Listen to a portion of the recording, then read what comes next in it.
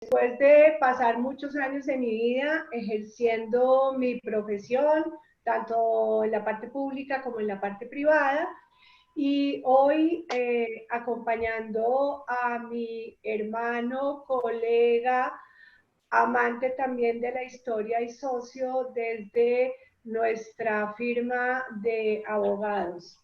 Nació esta idea también desde que estuvimos en la Fundación Festival Internacional de Historia como una posibilidad de poder llevar la historia a todas las personas que tienen gusto por esta disciplina, porque la historia es una disciplina y que es muy interesante.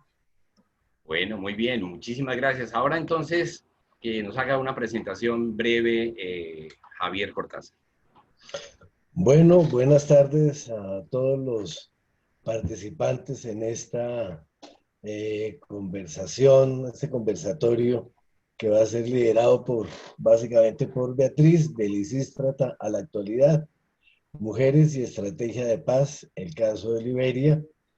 Agradezco inmensamente la invitación que me hicieron a participar en este conversatorio.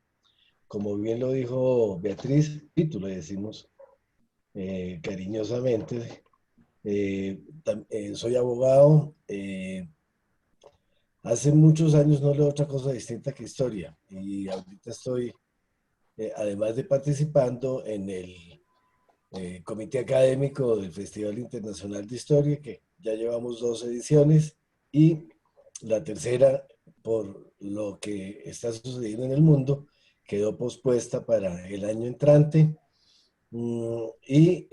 Además de eso, pues estoy adelantando la escritura de un libro, una historia de Colombia, en la que estoy metido hace ya algún tiempo y espero por ahí en el año 2021, 2022 ya estar publicando el libro. Gracias por su interés y te cedo la palabra, Jorge. Bueno, pues es un gusto tenerlos a ambos en este videoencuentro, en este encuentro online, en el campus virtual del Festival Internacional de Historia. Y menos mal que no es para hablar de las pilatunas, de los hermanos, ni de los procesos de abogados, ni de los asuntos de familia, ni de socios, es para hablar de historia. Luego vamos a entrar concretamente en materia y vamos a hablar del porqué de la investigación. Beatriz, de Lisístrata a la actualidad, Mujeres y Estrategia de Paz, el caso de Liberia en África, es el tema que usted decidió desarrollar en una investigación para su maestría de historia, como lo ha contado brevemente. ¿Por qué? ¿Por qué ese tema? ¿Por qué le llamó la atención ese tema? Bueno, Jorge, me llamó la atención porque al entrar al módulo de África dentro de la maestría, encontré 3 aspectos históricos que me llevaron a profundizar y a investigar. Primero, Liberia, un territorio que no fue objeto de repartición, fue objeto de compra para un propósito definido que fue el de repatriar a los esclavos libertos que provenían de Estados Unidos. Segundo, porque fue un país permeado por la violencia de una manera muy extensa durante la última parte del siglo XX y los primeros años del siglo XXI, que la hicieron prácticamente devastar. Y tercero, porque encontré que dentro de esa situación, un grupo femenino muy grande, persiguiendo los sueños de una líder de poder contribuir de alguna forma a la paz, diseñaron una estrategia, la implementaron a través de acciones permanentes para contribuir de una manera importante a que la violencia cesara y pudiera reconstruirse ese país en pro de los habitantes. Esos fueron los 3 motivos que me llevaron y por eso me dediqué, al terminar el módulo de África dentro de la maestría, a hacer una investigación sobre esa contribución de las mujeres liberianas al proceso de construcción del país y a los retos que asumió su primera presidenta en el proceso de reconstrucción, en pro también de las mujeres, de los niños y en general del país.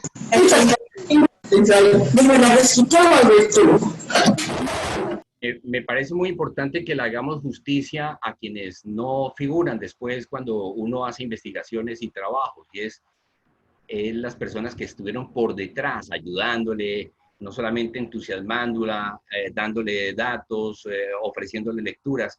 ¿Quiénes fueron esas personas? Seguramente desde la academia, seguramente su mismo hermano Javier, en fin, ¿qué personas pudieron haber estado militando y comulgando con que desarrollara esa idea? Bueno, en primer lugar, el profesor del módulo de África, Magemati Wagbu, un africano proveniente de Togo, que a lo largo de las sesiones de la maestría de historia en la universidad nos fue contando y nos fue haciendo descubrir las maravillas y las cosas interesantes de África. Cuando le comenté sobre qué quería hacer el estudio, el profesor Magemati fue muy generoso y me apoyó.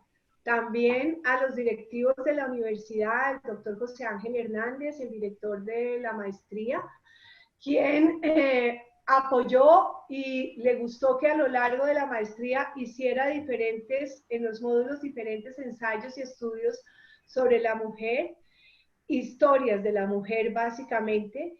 Y con mi hermano Javier en la oficina no solamente tenemos espacios para hablar de todos los temas legales que tenemos que resolver, sino que como a ambos nos encanta la historia, vamos comentando las situaciones que pasan, las similitudes que hay, y siempre abre el espacio la oficina para que pueda desarrollar las investigaciones con la mayor profundidad posible. Y naturalmente a mi esposo, que me apoyó durante todos los estudios de la maestría y que tenía que a veces aguantar las trasnochadas hasta tan tarde, buscando libros, artículos, leyéndole pedazos del ensayo para ver qué opinaba. ¿Hubo otras ideas que hayan sido descartadas o se consolidó desde el principio Liberia? Sabes que a mí me gustó Liberia desde el principio por esas tres razones. Es que de los 54 países de África, solamente 2 no fueron objeto de reparto, Liberia y Etiopía. Liberia fue objeto de compra para un propósito definido, entonces me llamó la atención y empecé a buscar y aparecieron las mujeres que han liderado Liberia en los últimos tiempos y eso hizo clic. Al preguntarme por qué han liderado y en qué han liderado, me encontré con esa situación de violencia tan grande que vivió al final del siglo XX y entonces todo se fue hilando y me decidí, dije, es un país que uno no conoce, del que uno no sabe y que tiene muchas cosas importantes. Vamos a volver más adelante sobre esas razones de lo de la compra, de la presencia de ciudadanos de Estados Unidos que deciden regresar para hacer ese país con los nativos. Pero antes de llegar a ese punto, lo que estamos hablando es cómo nació la investigación. Voy a pedir que nos haga el clic de cómo relaciona en ese momento el tema de Liberia con lo de Lisístrata, que al fin y al cabo es una comedia de Aristófanes y que fue hace mucho tiempo y tenía el ingrediente del no sexo para los hombres de la guerra. Entonces, ¿cómo logró construir que hubiese ahí unas semejanzas, unas diferencias, pero también unas relaciones?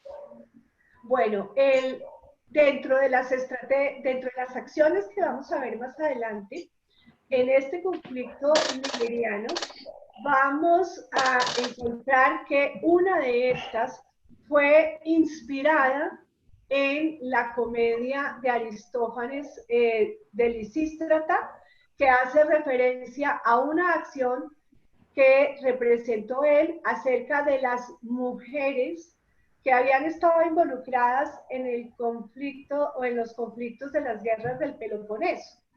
Entonces, esta estrategia de las mujeres liberianas dentro de todo el conjunto de acciones que hicieron en pro de su objetivo de alcanzar la paz por medios no violentos, tuvo su manifestación y su inspiración en Lisístrata, que precisamente pues llevó a que tuviera mucha más divulgación y de pronto un poco más de presión a los señores que tenían claro que sin paz era difícil o imposible tener sexo. Pero me gustaría mucho, por ejemplo, que Javier nos contara esa parte relacionada con la comedia, porque hay circunstancias de momento en el 2003 que pueden, no sabemos, tener o no alguna relación y Javier conoce muchísimo sobre la parte de la Grecia antigua y sobre las guerras del Peloponeso. Bueno, pues de eso se trataba, efectivamente, porque me parece que sobre ese tema vamos a volver más adelante, pero sí le vamos a pedir entonces a Javier Cortázar que nos regale hasta acá lo que llamaríamos una primera mirada a lo que hizo su hermana y socia en este tema de mirar la guerra y la paz en ojo ajeno, en un país lejano como África. Tiene la palabra, Javier, para ese primer aporte. Gracias, Jorge. Bueno, mira, este tema del Lisístrata, le encuentro yo alguna relación o una relación grande con lo que sucedió allá en Liberia, porque en el año 2003 a la gente del teatro crearon o hubo una iniciativa mundial que se llamó el Proyecto Lisístrata. Digamos, estaba enfocado, la gente del teatro lo enfocó, digamos, como una protesta contra la posible decisión o la inminente invasión del presidente de Estados Unidos, Bush, a Irak. Entonces, digamos que la gente del teatro se unió, utilizó la figura de la comedia de Aristófanes de Lisístrata, creó el proyecto Lisístrata y en muchos teatros del mundo, creo que fue en marzo del año 2003, que le dieron lectura a la obra. Pues obviamente que eso no sucedió en la Grecia, de la antigüedad. Aristófanes era un escritor genial, de un dramaturgo, un gran dramaturgo, escribió esta comedia unos pocos años después de la terrible derrota que sufrieron los atenienses en Sicilia, que cambió completa y totalmente el destino o la suerte de esa guerra, y en medio de la desesperanza que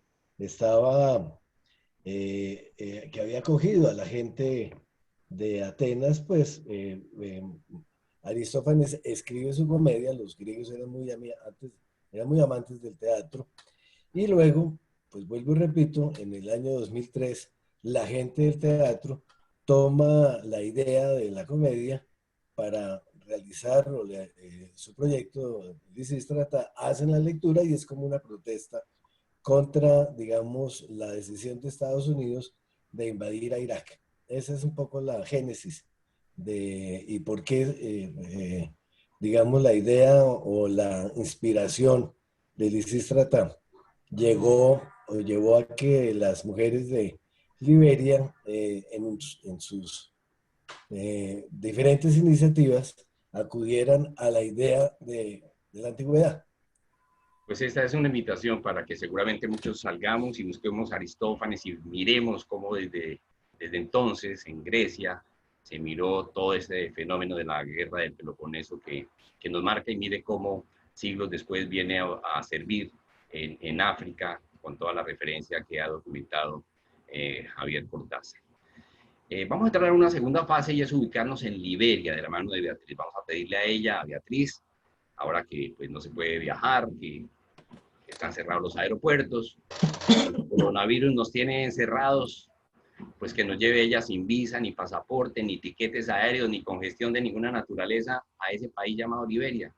con los ojos cerrados, que nos ubique geográfica y demográficamente en su extensión, los países vecinos, la ubicación en el mapa de África.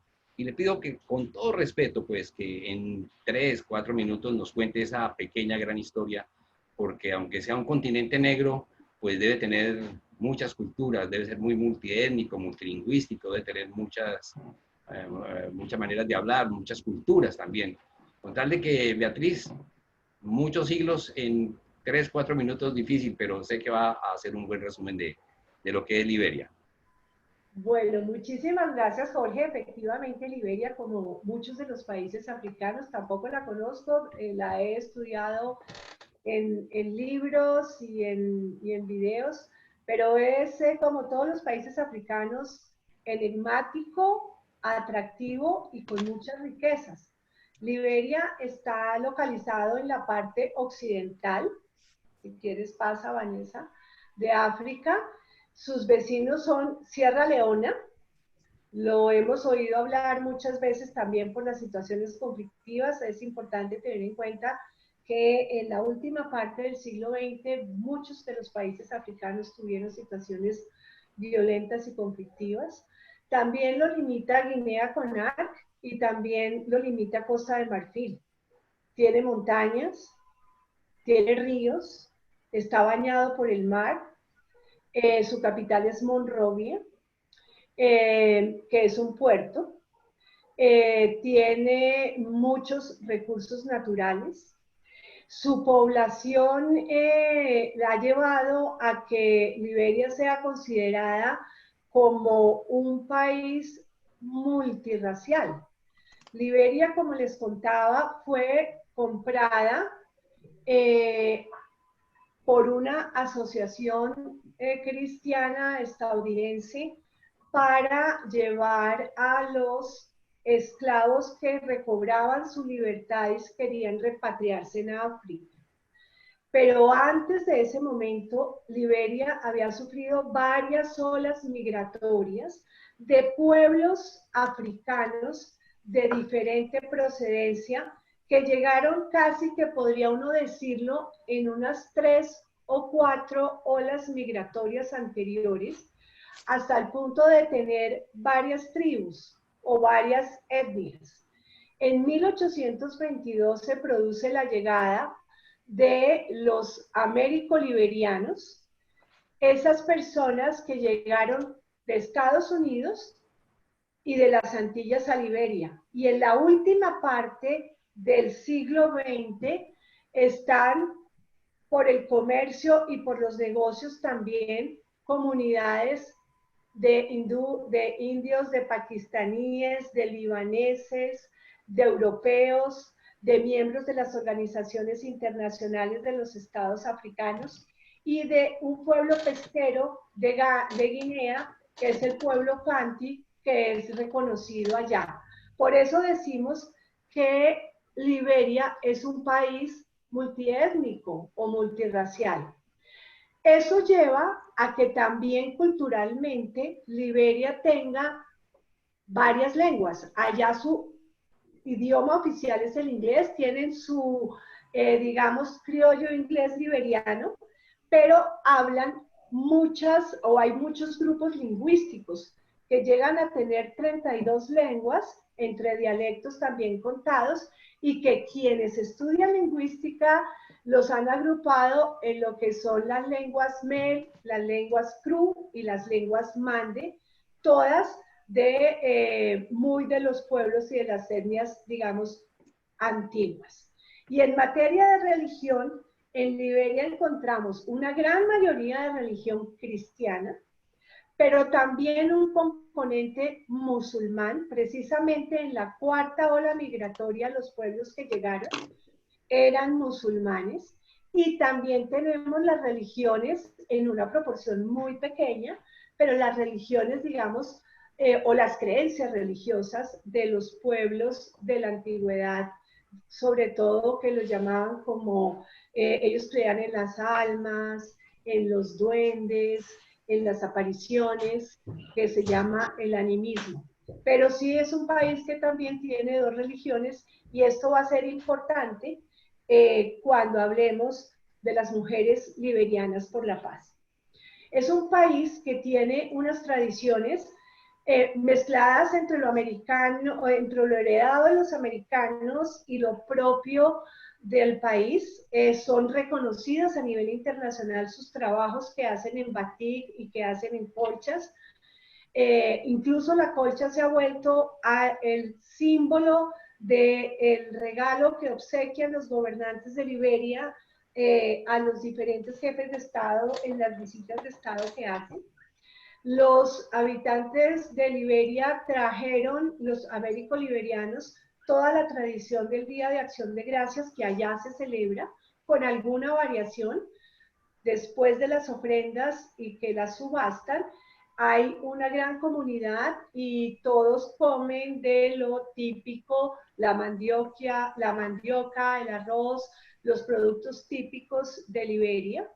Allá hay dos clases de matrimonios. Está todavía el matrimonio tradicional, entendido dentro del contexto de la cultura del continente, donde esos matrimonios tradicionales existen la poligamia, donde es notable la dirección o el mando del hombre frente a la mujer, donde la viudez es una situación, diría, muy diferente para la mujer, porque la mujer es desposeída, incluso la familia del marido puede decidir sobre los hijos, pero también está el matrimonio civil moderno, que se celebra.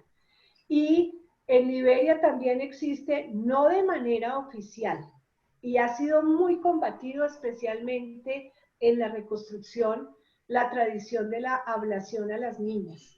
Han sacado leyes para que esa práctica sea desarraigada del país, pero desafortunadamente sigue presentándose de manera pues clandestina o de manera no oficial. Esto nos da, Jorge, el panorama de lo que es Liberia. Este recorrido rápido nos da una idea de lo que es ese país. En ese recorrido rápido que al fin y al cabo veo que se rompieron las manecillas del cronómetro por la extensión, pero maravilloso todo lo que nos ha contado. Sí quisiera que nos hiciera una precisión de, en el momento en que empieza a estudiar, que toma la decisión de hacer la investigación, cómo es la distribución del territorio, lo que encontró, que al fin y al cabo, como sucede en África y que también lo relató, pues hay muchos países con muchos conflictos internos, pero el de Liberia, ¿por qué se caracterizaba esa jerarquización del poder, ese juego de élites? ¿Cómo lo puede narrar? ¿Cómo nos lo puede participar? Bueno, partiríamos, Jorge, de la compra de Liberia para la repatriación de los américo-liberianos. El país o el territorio, digámoslo así, no, o sea, fue comprado, adquirió su independencia de quienes lo habían comprado en 1847 y dio comienzo a partir del reconocimiento internacional que le dieron a lo que se llamó la Primera República. En su primera parte, muy enmarcado en la tradición o en el reflejo estadounidense. Los américo-liberianos se volvieron la élite de Liberia, estratificaron el país, establecieron un sistema en donde ellos, digamos que eran los que mandaban y había, digamos, clases sociales o estratificaciones sociales diversas, como los antiguos esclavos, como los que ellos llamaban recapturados y como los nativos del lugar.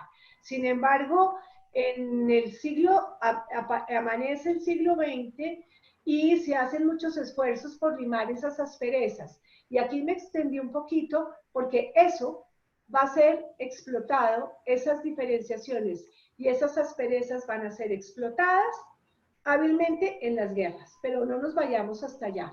Tuvieron un presidente, William Tubman, que duró 5 periodos y que, digamos, marcó en la primera parte del siglo XX un progreso de Liberia. Encontramos una Liberia que explota sus recursos naturales, que exporta importante en caucho, a la que se incorpora Monrovia, que era Puerto Libre, al país, y que logra, por ejemplo, pagar en 1952 su deuda externa. El señor Tubman muere en Londres y es reemplazado, él muere hacia el año de 1967, cuando ya Liberia tiene su reconocimiento internacional, forma parte de los organismos, es reemplazado por su vicepresidente William Tolbert, a quien le toca un gobierno muy difícil, porque empiezan, o sea, todos esos desacuerdos o todas esas diferencias que venían de antes empiezan como a surgir y a estar en un proceso de ebullición. William Tolbert logra gobernar muy poco tiempo, 9 años, y se presenta un golpe de Estado en Liberia, que marca un punto de inflexión, porque es un golpe de Estado, porque asesinan a William Tolbert y porque quien lo toma, que es Samuel Doe, es un sargento del ejército, no pertenece a la élite liberiana y se afinca en el poder. Incluso convoca unas elecciones en 1985 muy discutidas. Y las gana. Y las gana, pero pues se dice que sí, que no, pero el caso es que las gana y en ese momento lo que llaman o lo que se llama la Primera República Liberiana termina y da paso a la Segunda República. Esa Segunda República Liberiana está marcada por 4 momentos distintos y de unas connotaciones totalmente diferentes. La primera, siguiente Vanessa, la primera es el gobierno de Samuel Doe. En el gobierno de Samuel Doe, que no es muy largo, 1986 a 1989, no es un gobierno tranquilo, es un gobierno autoritario, hay persecución a la oposición, hay a la prensa, se cercena mucho la libertad de prensa, incluso hay periodistas que terminan detenidos, otros políticos también, y una serie de revueltas. En una de esas, en 1989, el grupo que lideraba un opositor, Prince Johnson, no lo pueden controlar, toman la sede del gobierno, toman preso a Doe, le hacen un juicio y lo asesinan en una ejecución televisada. Y en ese momento empieza la Primera Guerra. La Primera Guerra Liberiana de 1989 a 1996, caracterizada por múltiples violaciones a los derechos humanos, hay violaciones a las mujeres, hay mutilaciones, hay reclutamiento de niños, hay asesinato de niños, hay toda una serie de ritos de todos los bandos, porque es que había muchos bandos y eran todos contra todos. Incluso los países vecinos también resultaron involucrados y la situación es insostenible. En 1996, en agosto, logran, después de varios días, de casi un semestre de luchas internas y muy graves, logran los países africanos un cese al fuego en Liberia y la entrada a Liberia de los organismos internacionales, de la CEDEAO africana, y se afinca en el poder otro personaje que se llama Charles Taylor, que se vuelve presidente de Liberia por varios años. Sin embargo, logra tener una paz muy débil, interrumpida muchas veces. También cuestionan la llegada de él. Él pertenecía a otro grupo rebelde que iba en contra de Samuel Doe.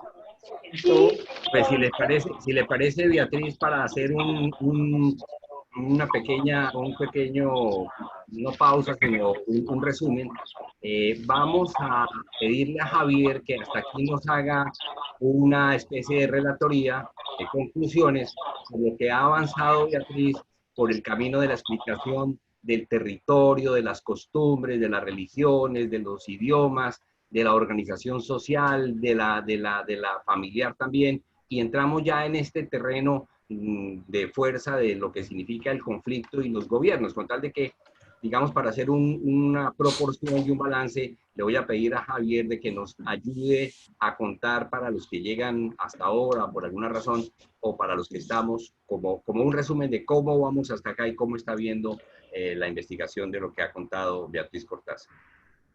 Con gusto, Jorge. Bueno, mira, Beatriz ha resaltado un episodio de lo que fue el movimiento abolicionista de la esclavitud que se generó a partir del siglo XIX, o en el siglo XIX, al principio del siglo XIX, y digamos que esa compra de Liberia que hacen los norteamericanos, esta asociación o esta asociación norteamericana es bastante importante y es, digamos, un hecho bastante inusual, pero forma parte de ese gran movimiento abolicionista del siglo XIX, que pues no lo vamos a tocar, no corresponde sino en esta parte al conversatorio de hoy, pero pues hay que tenerlo muy en cuenta. La compra en Liberia fue parte de ese movimiento abolicionista. Hablamos también del proyecto Lisístrata en el año 2003, poco cuál fue su génesis, cuál fue su inspiración. Y Beatriz nos ha llevado muy bien a primero entender qué es Liberia, qué es ese país, a dónde queda, cómo se formó, cómo está constituido, cuál es su geografía más o menos, cuáles son sus lenguas, cuál fue el proceso de formación de la población, las religiones que existen. Y ya estábamos entrando o estábamos mirando la génesis del país como tal, el proceso de la compra, cómo se independizan de los Estados Unidos, digamos, entre comillas, la independencia, cómo esta sociedad paradójicamente termina estratificándose y creo que inclusive llegaron a esclavizar a los habitantes raizales o que habían llegado en las migraciones anteriores a Liberia. También se refirió a algo que es importante tener en cuenta, cómo fue de estable Liberia durante la primera mitad del siglo XX. Ahí habló de cómo llegaron inclusive a terminar de pagar o a pagar completamente su deuda externa. Ellos fueron un productor de caucho muy importante. Firestone tenía unas extensiones increíbles de tierra ya que el mismo gobierno les había regalado para que establecieran sus cultivos de caucho. Y también estábamos ya entrando digamos, en la parte en el núcleo de este conversatorio, que es esa inestabilidad política tan grande que surgió en los años 80 y sus guerras civiles y todo lo que vamos a ver. A continuación, ya entró en el baile este señor Taylor, que es realmente un personaje que vale la pena conocerlo. Personaje muy negativo, pero vale la pena conocerlo. Sigamos, por favor. Pues indudablemente que muchas gracias, Javier, por ese resumen valioso, puntual, porque lo último que nos acaba de decir seguramente nos lleva a la desembocadura de la investigación, ahora que hemos escuchado y que nos ha enseñado tantos cantares de esos ríos y de esa gran historia de Liberia, pues indudablemente que, dicho en anterior, vamos a conocer más detalles de esa investigación.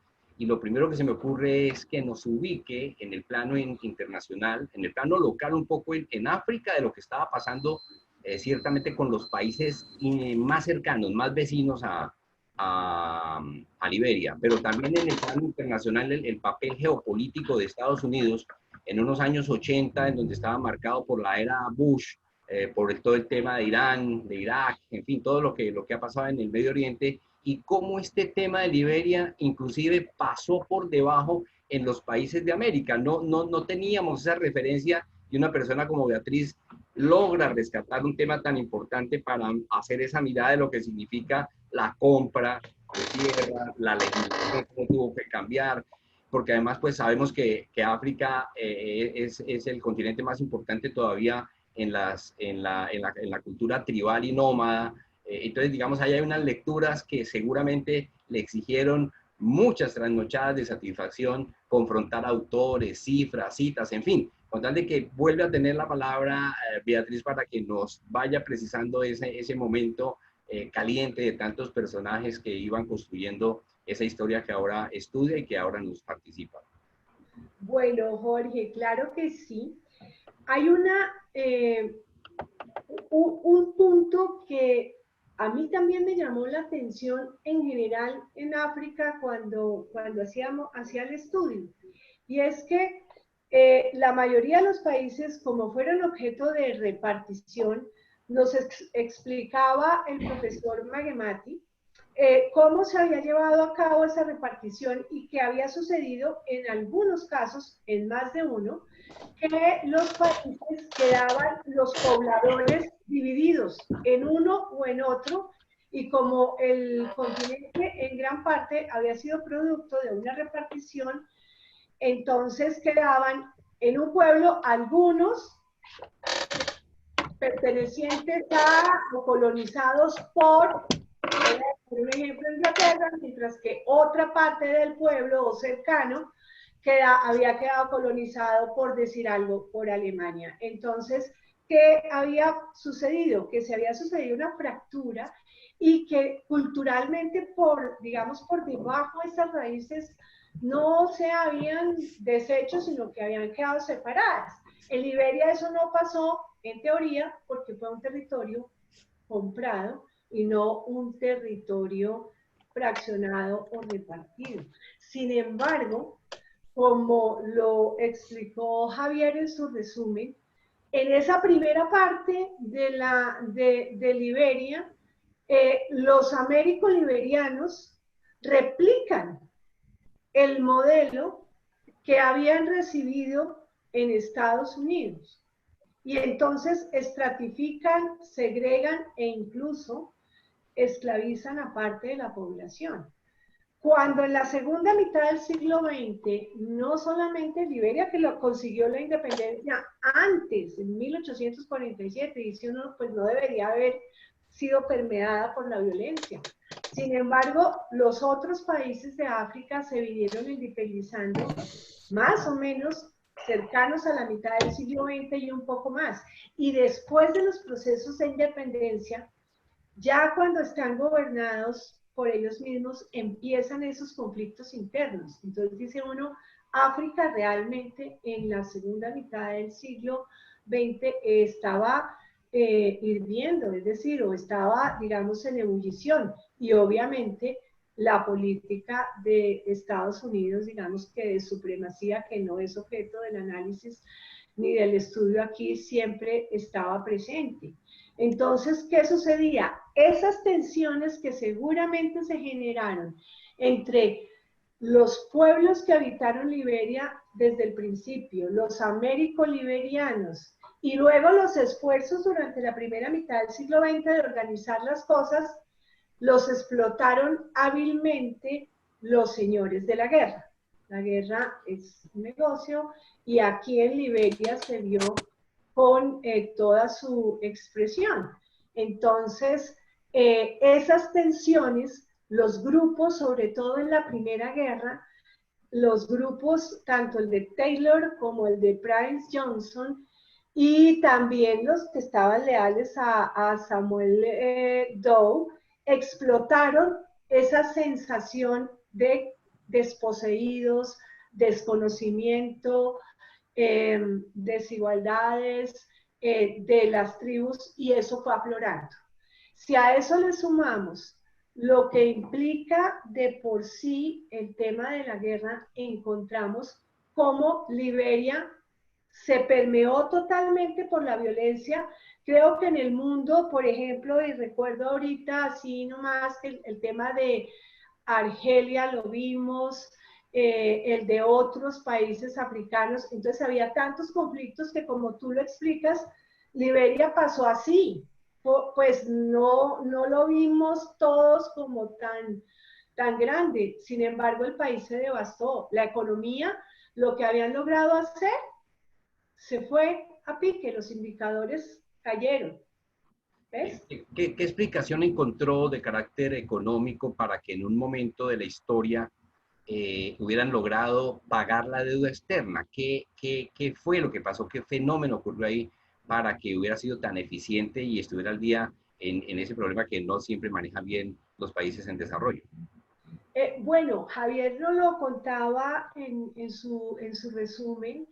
Eh, el caucho fue un producto muy importante para Liberia. Las plantaciones de caucho aportaban esa materia prima para toda la industria del caucho, de las llantas, de lo que se requería.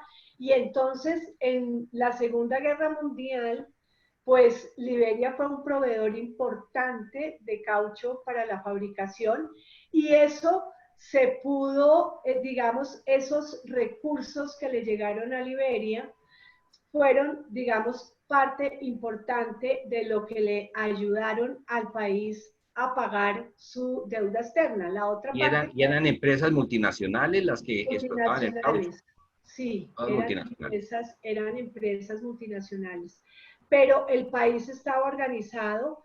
Este señor que les hablaba al principio, que fue el presidente William Tubman, que estuvo 5 periodos presidenciales, tal vez eso también pienso yo, que económicamente ayuda a la estabilidad del país y a poder pagar la deuda externa. Uno lo que oye normalmente es que los países tienen dificultades de pago, pero habiéndolo logrado en 1952 ese pago, teniendo los reconocimientos internacionales que tuvo, cae el gobierno pues Turman se ha muerto, cae Tolbert y viene esta situación entre la primera y entre el final de la primera y la segunda república y todos esos digamos, esos beneficios económicos se fueron perdiendo. La economía de guerra se concentró en el tema del armamentismo, en un tema que fue durísimo, que tal vez oímos todos hablar, incluso creo que hubo alguna película, eran los diamantes de sangre. Que se enfocaba mucho en Sierra Leona, el vecino de Liberia, pero Liberia también tenía diamantes y que se llamaron los diamantes de sangre precisamente porque para su extracción el empleo de la, digamos, mano de obra fue desconociendo completamente los derechos humanos. Eso es parte de lo que se le culpó a Charles Taylor de haber desconocido y violado esos derechos y de haberlo hecho para su provecho propio. No sé, Javier, si usted eh, eh, tuvo ocasión también de compartir ese pensamiento acerca del personaje de Charles Taylor y lo que hizo durante las guerras liberianas. Pero antes de eso, de darle la palabra nuevamente a Javier, me gustaría que le ampliara a los asistentes dos temas. Uno, en lo que logró estudiar para la investigación, el manejo de las elecciones, si realmente eran en democracia esos periodos, aunque es claro que ahí estaba ya el conflicto. Y segundo, los niveles de corrupción, ¿cómo los identificó? Bueno, el primero, Jorge, en relación con las elecciones del año de 1985, los mismos reportes de los observadores internacionales no le dieron el aval a los resultados que tuvo Liberia. Entonces, podemos decir que esas elecciones del año de 1985, que cambiaron, que fue el fin de la Primera República y el comienzo de la Segunda República, básicamente porque la élite liberiana, américo-liberiana, dejó el poder después de que lo tomó, pues cuando se lo arrebató Samuel Doe y se hizo elegir. Nunca tuvo la mayoría, pero tenía la fuerza. Y por eso el resultado de las elecciones no fue avalado ni fue reconocido, pero en virtud de la fuerza continuó el poder. Y lo segundo, el tema de la corrupción, el negocio de la guerra. Se hablaba de los señores de la guerra con tráfico de armas, tráfico también de estupefacientes y tráfico de diamantes.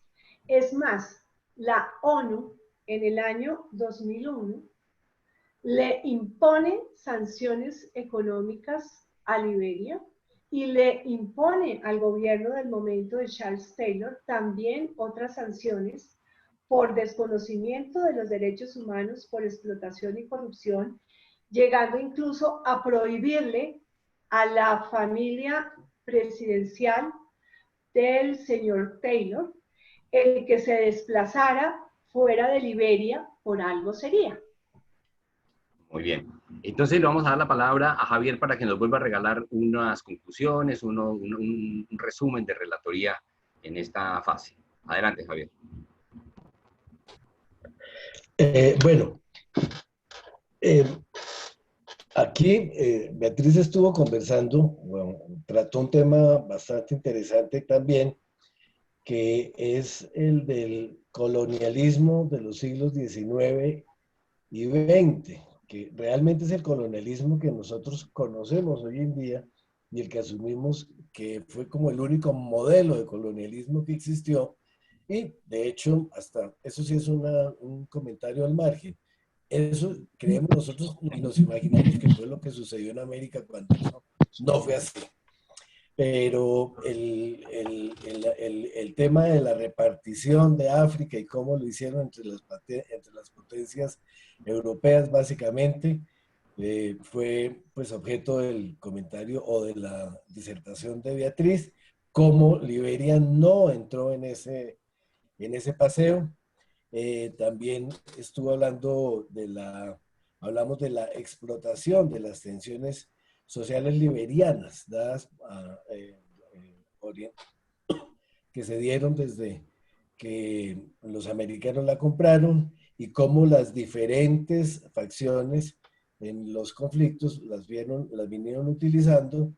También hizo un repaso sobre lo que fue la época del auge económico liberiano gracias a la industria del caucho principalmente, cómo fue proveedor importantísimo de esta materia prima durante décadas y en unas épocas muy cruciales como fue la Segunda Guerra Mundial, en donde fue uno de los proveedores principales y gracias a lo cual obtuvo una situación económica desahogada que la supieron manejar bien en su momento.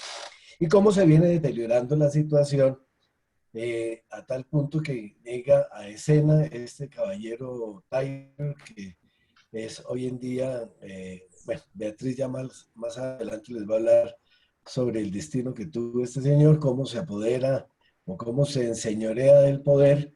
Estuvo preso en Estados Unidos, se voló en Estados Unidos, lo iban a extraditar, se voló de una cárcel, llegó de nuevo allá a Liberia, se apodera o se enseñorea del poder y cómo esta situación pues va a llevar a Liberia a mantener una economía ya pues básicamente ilícita, apoyada en la minería depredadora de los diamantes, el narcotráfico, el tráfico de armas, en fin, el acabose. Bueno, nos van a quedar pocos minutos y digamos hemos hecho un recorrido del por qué se hizo esta investigación, de las características de Liberia, de los juegos geopolíticos que tiene ese país, de las condiciones de gobernabilidad, del desarrollo de la democracia, del tema de la corrupción, pero recordemos que el trabajo se llama De Lisístrata a la actualidad, mujeres y estrategia de paz, el caso de Liberia en África, la estrategia de paz y la intervención de las mujeres. Entonces vamos a dedicar estos minutos finales porque tenemos un bloque para preguntas de las personas que están también, que quieren participar, tanto por el chat como por el audio aquí en este campus virtual del Festival Internacional de Historia. Entonces, unos minutos simplemente para eso de la mujer. Como la decisión de Beatriz era mirar eso, le vamos a preguntar muy rápidamente y de verdad muy rápido tiene que responder cómo era la participación de la mujer, votaba en elecciones, participaba en el mercado laboral, cuál era su relación con esa construcción en el entramado social en plena guerra y después al terminar la guerra. Entonces, muy rápido esto para poder avanzar y poderle dar la palabra a quienes quieran preguntar. Adelante, Beatriz. Bueno, la mujer en África, por la tradición de la cultura, no tenía mayor participación. Sin embargo, no era ajena a los conflictos. Hay mujeres en los bandos y hay mujeres víctimas y hay mujeres que no quieren la guerra. Y por eso surge en el año 2002 la Asociación de Mujeres de Liberia por la Paz, inspirada en Leymah Gbowee, quien tuvo un sueño, que le decían que agrupara a las mujeres y que pensaran las mujeres en ponerle un punto final o en ayudar a ponerle un punto final al conflicto. Fue así como ella, acompañada de sus mujeres de la iglesia cristiana a la que pertenecía y en compañía también de Asatu Kenneth, mujer liberiana musulmana, lograron que, unidas como mujeres, pudieran, inspiradas en ese sueño, buscar como objetivo la paz de Liberia, motivadas en hacerle ver a los que estaban en el conflicto que habían más cosas que unen que desunen y que era posible pasar por encima de las diferencias culturales, raciales, de justicia, injusticia, de poder, de no poder, en pro del país. Y por eso desarrollan y crean una estrategia de contribución femenina permanente y persistente para ayudar a que el conflicto se solucionara sin llegar más a la violencia que no estaba conduciendo a ninguna parte. Recuérdenos los nombres y cuáles eran los perfiles de esas mujeres para que hayan tenido semejante capacidad de convocatoria para la organización de las mujeres. Leymah Gbowee, una mujer cristiana de 45 años que había vivido de joven la Primera Guerra y que se había refugiado en Ghana, estando allí, con un matrimonio de varios hijos, marcado un poco por la violencia, tuvo un sueño. Ella cuenta en sus participaciones internacionales que tuvo un sueño que le decía que a través de la iglesia las mujeres podían unirse para buscar una forma de llegar a un acuerdo sin tener que pelear más. Ella, cristiana, busca a una mujer también liberiana, musulmana, Asatu Bakenet, y ellas dos empiezan a organizar la Asociación de Mujeres Liberianas por la Paz, de grupitos pequeños de mujeres en las iglesias, buscando qué las une y cuáles eran sus intereses para Liberia, para sus hijos, para las mujeres y en qué podían contribuir para los hombres. ¿Eran mujeres estudiadas? Hubieran querido estudiar. Leymah Gbowee quería tener una carrera profesional, pero se casó, tuvo que salir de Liberia, vino la guerra cuando tenía 17 años y entonces no pudieron llegar a formarse como profesionales. Asatu Bakenet era también una mujer normal del común, musulmana, educada dentro de ese grupo de musulmanes donde la situación de la mujer es distinta. Ahora después hablaremos de otras dos mujeres liberianas que sí estudiaron, tenían un perfil más alto, habían estado incursionando, por ejemplo, en la política, pero habían sido perseguidas durante el gobierno de Doe, como es el caso de Ellen Johnson Sirleaf, que fue la primera mujer presidenta de África, pero que entra, digamos, grande en escena una vez ha terminado ese conflicto. La creación del grupo de mujeres liberianas por la paz es una obra inspirada en el sueño de Leima Bowie, quien con Asatou Bakenet lograron aglutinar, agrupar, crear una estrategia y poderla implementar para lograr contribuir de una manera importante a la solución del conflicto sin necesidad de seguir haciéndolo a través de las armas. Vamos a darle paso ya a las personas que quieren preguntar, pero antes le preguntamos también a Beatriz qué significado tenía, emblemáticamente hablando, el hecho de que siempre fueran, cuando empezaron a reunirse para exigir los acuerdos después de la guerra, a estas mujeres en las afueras del Palacio Presidencial, porque siempre de blanco. Y si fue estratégico también el que hayan sido de distintas religiones, y hacía parte como del mensaje de que nos une lo fundamental que es la paz por encima de religiones. Tienes toda la razón, era básicamente una forma de demostrar que es más lo que une que lo que desune y que las creencias no son un factor de división, sino que pueden converger si hay un objetivo claro, preciso y que se quiere alcanzar. Y era importante hacerse visibles porque es que a ellas no les creían.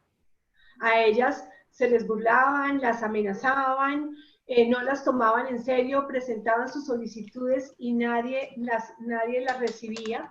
Entonces, a través de esa manera, de blanco, con carteles alusivos a que queremos la paz y colocadas en sitios estratégicos, donde el presidente Taylor tenía que verlas, no tenía opción porque se lo colocaban en sitios donde estaban en la visual de ellos.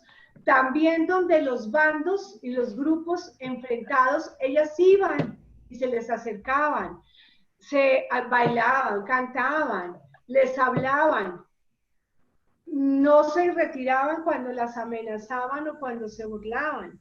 Incluso cuando ya estaban al final de la guerra, en las reuniones y en las conversaciones de paz, ellas se hacían junto al edificio donde se llevaban a cabo las conversaciones y les mandaban mensajes a los hombres a través de botellas que ellas no se iban a quitar de allí. Ellas iban a quedarse hasta que ellos pudieran encontrar una forma de definir sus diferencias que no fuera a través de las armas.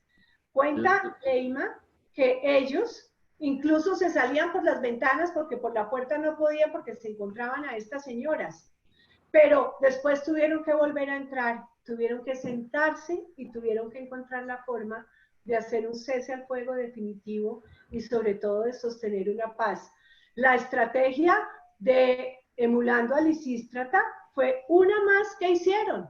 En un momento dado resolvieron que comunicaban a los bandos y comunicaban a sus hombres que sin acuerdo no había lugar a relaciones sexuales. Eso pues atrajo obviamente mucho más a la prensa, ya lo explicó Javier, y a los hombres también les quedó calando.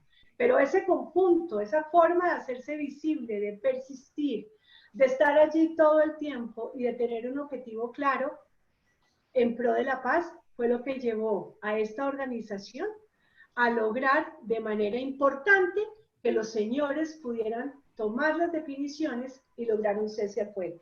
Y luego hacer un tránsito a la reconstrucción del país. Voy a darle paso a preguntas que ya empezaron a llegar porque el tiempo nos apremia. 5:30 debemos terminar. María Elena Giraldo está preguntando ¿a quién le compraron Liberia? ¿Cómo fue el tema de la negociación de tierras, de compra?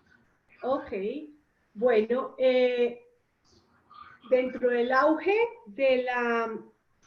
dentro del auge de la abolición de la esclavitud, se crearon varias asociaciones en Estados Unidos que buscaban repatriar a los negros que habían obtenido o que querían obtener su libertad de la esclavitud. Y hubo una asociación, recuerdo las siglas ACS, protestante, de cristianos protestantes, que ellos compraron el territorio liberiano y buscaron repatriar a los esclavos libertos, entre otras cosas también porque había una sobrepoblación de negros en Estados Unidos y tenían la intención de irlos repatriando para que fueran menos. Y fue así como después de la compra que se hizo en 1816 por la Sociedad Americana de Colonización, empezaron a gestionar el traslado de los negros libertos américo-liberianos a Liberia.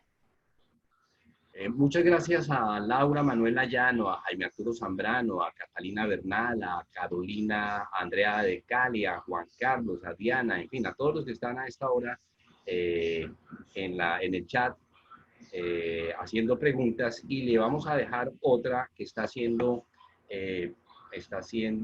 Valeria Saray, y pregunta si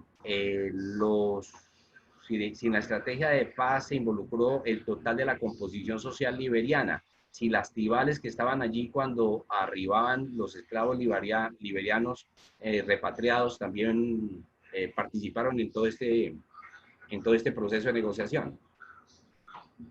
Descendientes, ¿no? Porque fue un movimiento general y fue un movimiento que nació de mujeres a través de las iglesias. Entonces, en las iglesias y en la religión cristiana y los musulmanes en los lugares de reunión, se convocaba a todo tipo de mujeres.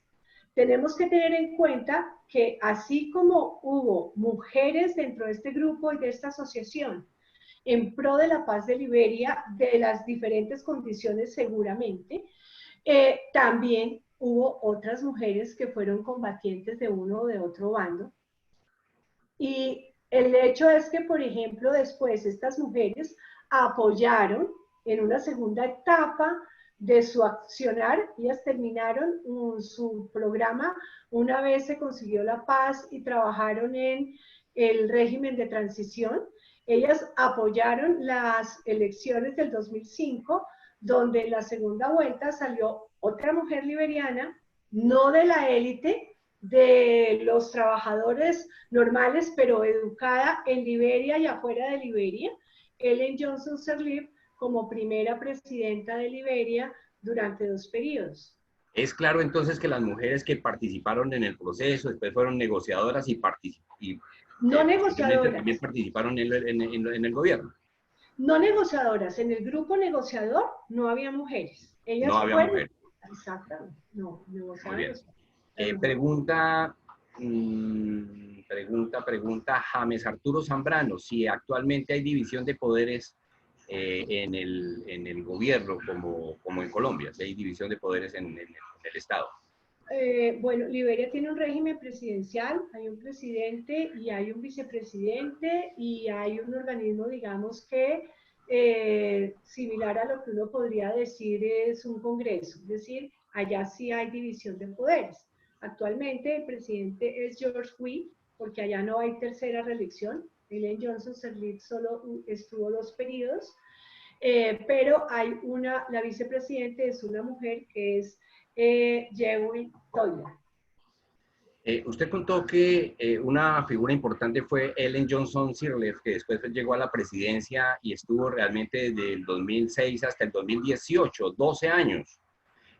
¿Nos puede contar lo sustancial de ella realmente? Porque entiendo que después fue Premio Nobel de Paz con otra liberiana. Sí, señor. Ellen Johnson Sirleaf fue una mujer economista. Ella se educó en Liberia. Su familia, su padre, había sido un funcionario, no era una persona de la élite. pero ella estuvo siempre interesada o vinculada con la parte política. Ella fue perseguida durante el gobierno de Samuel Doe. Salió hacia los Estados Unidos. En el gobierno de Samuel Doe fueron ejecutados varios de los miembros de la oposición. Eileen no lo fue. Salió a los Estados Unidos. Allá trabajó en organismos multilaterales. Estuvo en el Fondo Monetario Internacional y estuvo también en la ONU.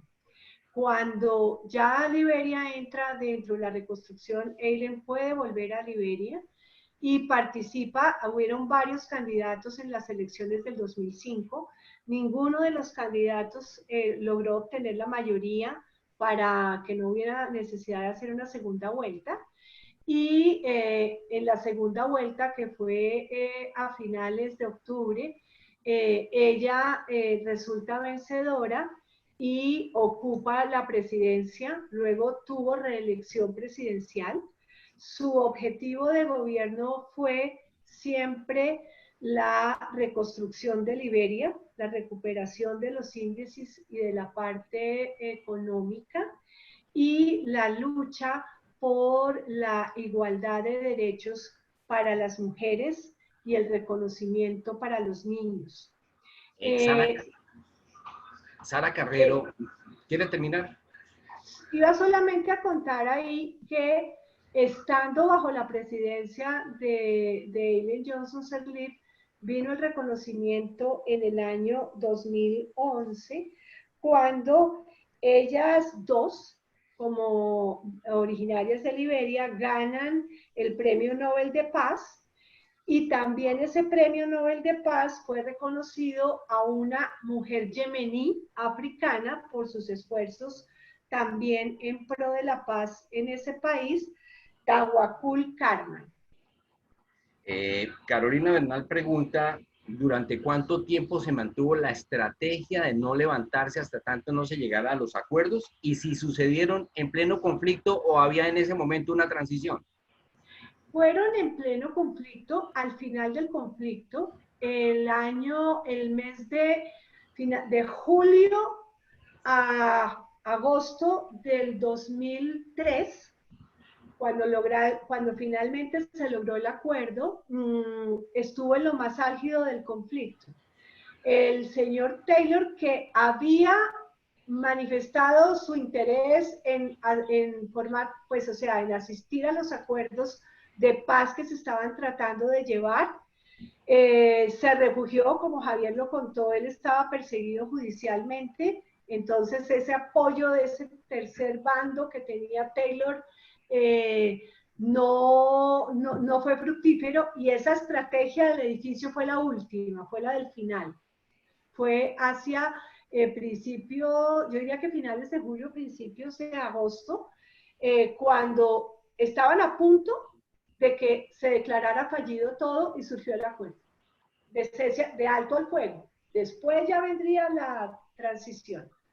El tiempo se nos está agotando y la recomendación para quienes todavía no se les ha podido responder sus preguntas es que con todo gusto estoy seguro que la doctora Beatriz Cortázar va a tener gusto en responderles por el correo electrónico. Luego al final le voy a pedir a ella que dé su correo para que le puedan escribir a aquellas personas que van a querer respuesta puntual a sus preguntas, porque vamos a pedirle al final a Javier Cortázar que nos vuelva a regalar pues unas conclusiones y una relatoría final. Sin embargo, aquí hay una pregunta que me parece interesante, y es que pregunta, creo que Sara Carrero, si finalmente la mayoría de las mujeres entonces realmente venían de afuera, no eran que estuvieran ahí dentro de las comunidades tribales o dentro de las comunidades de la zona, nativos de la zona. Las mujeres eran mujeres liberianas, es decir, no eran mujeres que no fueran liberianas. Esto era fue una asociación de mujeres liberianas. Y si bien Monrovia como capital es, digamos, el epicentro o el centro de mayor concentración en Liberia había mujeres de toda condición. Allí las mujeres se reunían en las iglesias, ellas implementaban sus estrategias, después se reunían, hacían una especie de feedback y determinaban otras estrategias. Yo diría que no estuvieron las mujeres, y obviamente no estuvieron en las mesas de negociación, pero las mujeres liberianas estuvieron presentes en esa estrategia, y yo creo que sí alcanzó a irradiar no solamente a Monrovia, sino a parte del territorio liberiano. Y finalmente, Iván Angarita pregunta si, si durante esas presiones de parte de las mujeres de exigir los acuerdos, se presentaron hechos que lamentar de agresión y violencia contra estos colectivos de mujeres. Contra las mujeres, sí, ellas fueron muy valientes, o sea, a ellas las regañaban, de ellas se burlaban, a ellas las amenazaban, a ellas las trataban de amedrentar, pero ellas no se retiraban. Los grupos empezaron a entender eso. Ahora, que mujeres liberianas hayan sufrido las consecuencias de la guerra en cuanto a maltrato, en cuanto a violaciones y en cuanto a mutilaciones, las hubo. En ambas guerras. Antes de darle la palabra a Javier Cortázar en un minuto, el nivel de satisfacción, de enseñanza, de mensaje, después de haber hecho esta investigación, doctora Beatriz Cortázar. Bueno, la verdad fue muy emocionante. Fue para mí un ejemplo de lo que es el compromiso, de lo que es la valentía, la determinación y la capacidad de llegar a un punto en donde un grupo de mujeres hubiesen sido capaces de decirles a los guerreros, basta, no peleen más, basta, busquen cómo arreglar sus diferencias. Para mí eso ha sido de los ejemplos más lindos de lo que puede hacer la determinación y la unión en un momento dado en pro de un objetivo claro. El ICIS trata a la actualidad, mujeres y estrategia de paz. El caso de Liberia en África fue el caso que presentamos hoy, gracias a la investigación de Beatriz Cortázar. Y le vamos a dar la palabra entonces a Javier Cortázar para que sea él quien haga el cierre final. De mi parte, mil gracias. Recuerden, soy Jorge A. Sánchez Vargas y estoy muy contento de haber aprendido gracias al Festival Internacional de Historia, de campus virtual, que estoy seguro que de manera permanente va a ofrecer nueva programación. Adelante, el doctor Javier. Gracias, Jorge. Bueno, en este último segmento vimos cómo se dio la participación del grupo de mujeres en el proceso de paz de Liberia. Vimos los perfiles de las mujeres que lideraron este movimiento de dos religiones distintas, pero pues unidas por un objetivo fundamental, y cómo ellas fueron un factor muy importante en el proceso de pacificación de Liberia. No fue el único, Beatriz fue muy clara indicando lo que hubo, la situación llevó a que finalmente este señor Taylor abandonara el poder y pudiera volver Liberia hacia los cauces democráticos e institucionales. La presión internacional fue muy grande, la presión inclusive militar estuvo siempre presente, y todo este conjunto de estrategias en donde la participación de las mujeres liberianas fue absolutamente determinante, llevó a que hoy en día Liberia sea un país muy distinto de ese terrible lugar que fue por más de 20 años. Muchas gracias por su atención. Como dijo Jorge, Beatriz estará contestando las preguntas que no hayan podido ser absueltas. Agradecemos inmensamente su atención y esperamos que nos acompañen en las próximas en los próximos eventos que vamos a realizar. Muchas gracias. Muchas gracias. También, muchas gracias. Muchas gracias a todos por asistir. Le damos la palabra un momento a Enrique Morales, que quiere hacer un cierre del espacio.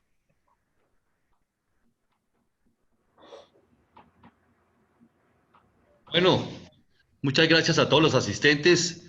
Muy interesante la conferencia de la doctora Beatriz y de Javier, muy instructivo. Yo creo que por lo vimos en los chats y los participantes, muchas personas interesadas en este tema porque nos llega mucho al corazón de los colombianos y también a esa gran posibilidad que tienen las mujeres en nuestro país para ayudarnos a dirimir nuestro propio conflicto. Bueno, quería decirles a todos ustedes que el campus virtual del Festival Internacional de Historia va a estar abierto para todos ustedes. Los que quieran inscribirse pueden hacerlo. Les enviaremos vía correo la forma de hacerlo a todos los que asistieron. Ahí encontrarán en el campus virtual muchos de nuestras acciones de ahora que estamos teniendo y en el futuro. Lo primero es este ciclo de conferencias que lo hemos llamado Viva la Historia Online, pero también tendremos las conferencias de las 60 conferencias de los festivales internacionales de historia en distintos temas, temas de ciencia, de arte, de filosofía y por supuesto de historia. Será para nosotros un placer poderlos tener en el campus virtual. Este producto del campus virtual se llamará Que Viva el Festival Online, y ahí podrán ustedes también tener unos recursos importantes para sus investigaciones y para enterarse un poco más de lo que hacemos en el festival. Bueno, muchas gracias a todos y muy buena suerte. Una vez más, gracias por estar inscritos, por haber permanecido por cerca de 1 hora y media con nosotros y los esperamos el siguiente sábado. Feliz tarde, feliz noche. Muchas gracias. Feliz tarde. Gracias. Muchas gracias a todos. Un abrazo.